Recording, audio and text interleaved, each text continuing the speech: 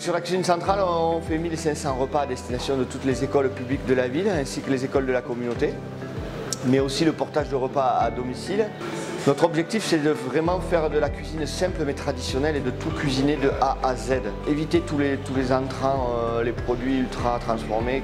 C'était absolument une de nos priorités de campagne. C'était un projet d'aller vers le 100% bio et circuit court à la fin du mandat.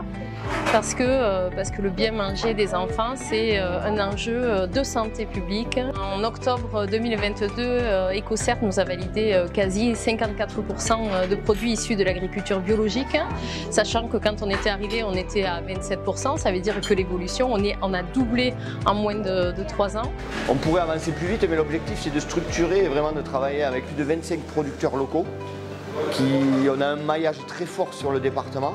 On est en direct avec les producteurs et c'est ce qui nous a permis de mieux passer aussi la crise de l'inflation. On a un budget qui est de 650 000 € pour l'achat des denrées alimentaires à la cuisine et 300 000 € sont réinvestis en Aveyron uniquement. C'est bien pour le producteur, c'est bien pour nous aussi, voilà, on est gagnant-gagnant. Il y a un positionnement de la cuisine qui est particulier quand même à Millau, avec une vraie volonté de travailler les produits de base, de s'appuyer sur des produits bio.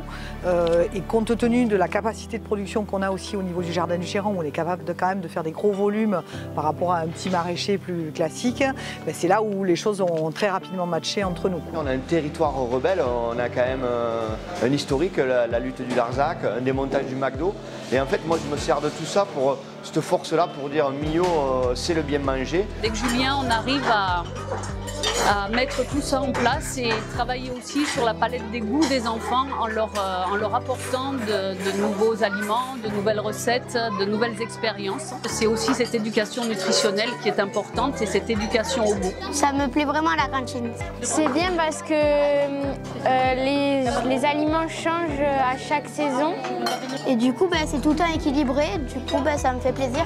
En janvier 2022, nous avons introduit une tarification sociale avec un prix plancher à 1 €, un prix plafond à 5,55 € et qui nous a permis d'augmenter de plus de 25% en un an le nombre de fréquentations dans les cantines. Donc on voit que notre objectif du bien manger équitable pour tous, il a été atteint.